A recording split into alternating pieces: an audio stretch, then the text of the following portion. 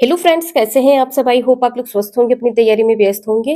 UP TET previous year question paper है, CDP का next practice set है। तो चलिए स्टार्ट करते हैं। क्वेश्चन नंबर फर्स्ट है, अभिप्रेरणा का वर्गीकरण होता है किसके आधार पर होता है? स्वाभाविक और कृत्रिम के आधार पर, कम महत्वपूर्ण तथा अधिक महत्वपूर्ण, जन्मजात तथा अर्जित अभिप्रेरणा तथा प्रलोभन। देखिए, स्वाभाविक और कृत्रिम ये पॉइंट यहाँ पर नहीं होगा, क्योंकि अभिप्रेरणा क्या होती है, दो प्रकार की होती है। कौन कौन सी होती है? जन्मजात होती है और अर्जित की जाती है। जन्मजात अभिप्रेरणा कौन कौन सी होती है? जैसे नींद आना, पसीना, भूख इत्यादि, जो बच्चों में, जो व्यक्तियों में जन्म से होती है। अर्जित क्या होते हैं? जैसे आपने सीटेट का पेपर दिया है, आपने सीटेट क्लियर कर लिया, तो ये आपने उपलब्धि हासिल की है। तो जो हासिल किया जाता है, जैसे उपलब्धि है, सत्ता है, चिंता है, ये सभी क्या है? अर्जित की जाती है। नेक्स्ट है, सीखने की प्रक्रिया में सीखने का स्थानांतरण हो सकता है। देखिए, जब आपने सीखा है कुछ, तो उसका सकारात्मक प्रभाव भी पड़ता है, नकारात्मक भी पड़ता है, और उसका कोई भी प्रभाव नहीं पड़ता है, अर्थात तो शून्य हो जाता है। तो इसका आंसर यहाँ पर फोर्थ सही है। सकारात्मक, नकारात्मक और शून्य, ये तीनों प्रकार से स्थानांतरण का प्रभाव पड़ता है। नेक्स्ट है, निम्न में से कौन सा मत अंतर्दृष्टि द्वारा सीखने की व्याख्या करता है? अंतर्दृष्टि द्वारा सीखने की व्याख्या कौन करता है?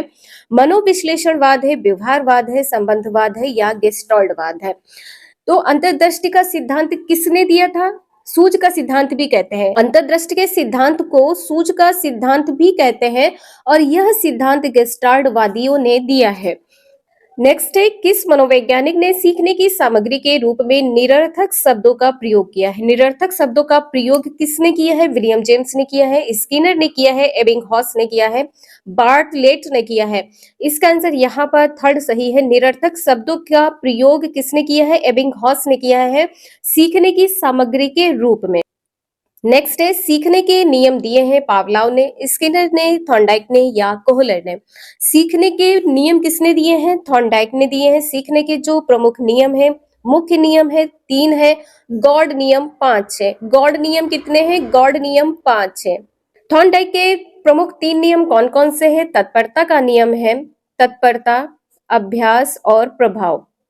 अभ्यास और तीसरा है प्रभाव, ये 3 नियम मुख्य नियम है। नेक्स्ट है, सीखना व्यवहार में परिवर्तन है या अनुभव तथा अभ्यास का परिणाम है? व्यवहार में अपेक्षाकृत स्थायी परिवर्तन है या उपरोक्त सभी?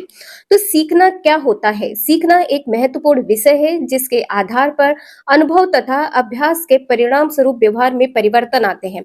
तो ये परिवर्तन कैसे होते हैं? स्थायी परिवर्तन होते हैं। इसका आंसर यहाँ पर फोर्थ सही है, उपरोक्त सभी। नेक्स्ट है, शारीरिक वृद्धि और विकास को कहते हैं तत्परता, अभिवृद्धि, गतिशीलता, आनुवांशिकता। देखिए, शारीरिक वृद्धि और विकास को क्या कहते हैं? किसी चीज के सीखने के लिए तत्पर होना तत्परता कहलाती है। अभिवृद्धि ग्रोथ होती है, तो अभिवृद्धि में विकास और वृद्धि दोनों आती है। दूसरा आंसर यहाँ पर सही है।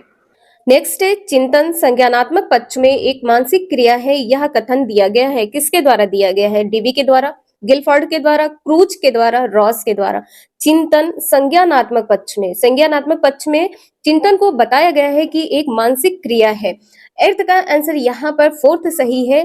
किसके द्वारा दिया गया है? रॉस के द्वारा। यह कथन रॉस के द्वारा दिया गया है। नेक्स्ट है, बाल मनोविज्ञान के आधार पर कौन सा कथन सर्वोत्तम है?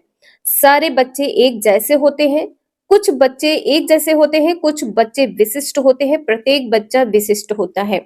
तो सारे बच्चे एक जैसे होते हैं, ये गलत है।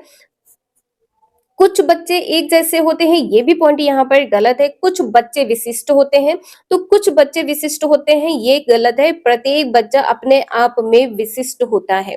फोर्थ आंसर यहाँ पर सही है कि जो प्रत्येक बच्चा होता है वो स्वयं में अपने आप में विशिष्ट होता है। नेक्स्ट है, बाल मनोविज्ञान का केंद्र बिंदु है अच्छा शिक्षक। पहले क्या था? पहले मनोविज्ञान का केंद्र बिंदु एक शिक्षक था, अब क्या हो गया है? बालक। दूसरा आंसर यहाँ पर सही है। शिक्षण प्रक्रिया नहीं होगा, विद्यालय नहीं होगा, मनोविज्ञान का जो केंद्र बिंदु होता है बालक है। नेक्स्ट है, अच्छी स्मृति की विशेषताएं हैं, शीघ्र पुनः स्मरण है, शीघ्र पहचान है, अच्छी धारणा है, ये सभी है। स्मृति की, मेमोरी की बात यहाँ पर की गई है। 11th का आंसर यहाँ पर फोर्थ सही है। आप कोई चीज भूल गए हैं और आपकी मेमोरी अच्छी है, तो आप उस चीज को शीघ्र ही ढूंढ लेंगे, उसका स्मरण आ जाएगा, उसकी पहचान कर लेंगे। तो इसका फोर्थ आंसर यहाँ पर सही है, शीघ्र पुनः स्मरण, शीघ्र पहचान, अच्छी धारणा।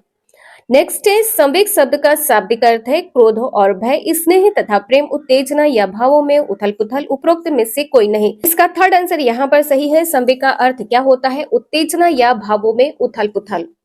नेक्स्ट है कौशल सीखने की पहली अवस्था है। कौशल सीखने की पहली अवस्था क्या है?